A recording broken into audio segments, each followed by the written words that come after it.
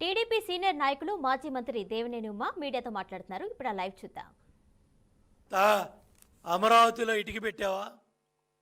తాత ముత్తాతల ఆస్తులు, తాత ముత్తాతలు ఇచ్చిన భూములు, 2 పంటలు 3 పంటలు పండే భూముల్ని సామాన్య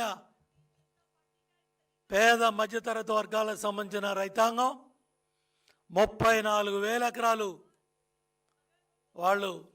వాళ్ళ ఆస్తులన్నీ కూడా రాష్ట్ర ప్రజల కోసం, రాష్ట్ర రాజధాని కోసం, ప్రజా రాజధాని కోసం, అమరావతి కోసం వాళ్ళు భూములు ఇస్తే మహానుభావుడు చంద్రబాబు నాయుడు గారు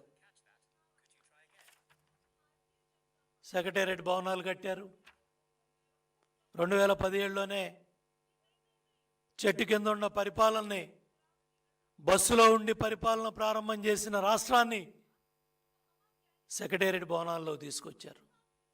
నేలపాడులో మహానుభావులు రైతుల త్యాగాలతో హైకోర్టు భవనాలు నిర్మాణం అయినాయి.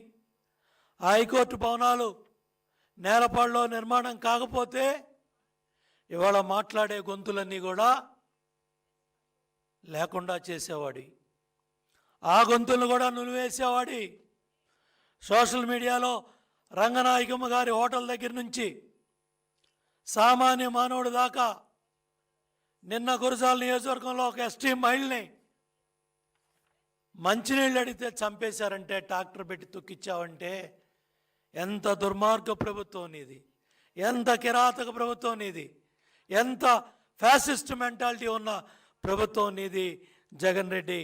ఇవాళ ఈ భవనాలని, సచివాలయ భవనాలని రహస్యంగా రిజిస్ట్రేషన్ చేసి తాకట్టు పెట్టే హక్కు నీకెవరిచ్చారు జగన్ రెడ్డి? సమాధానం చెప్పు.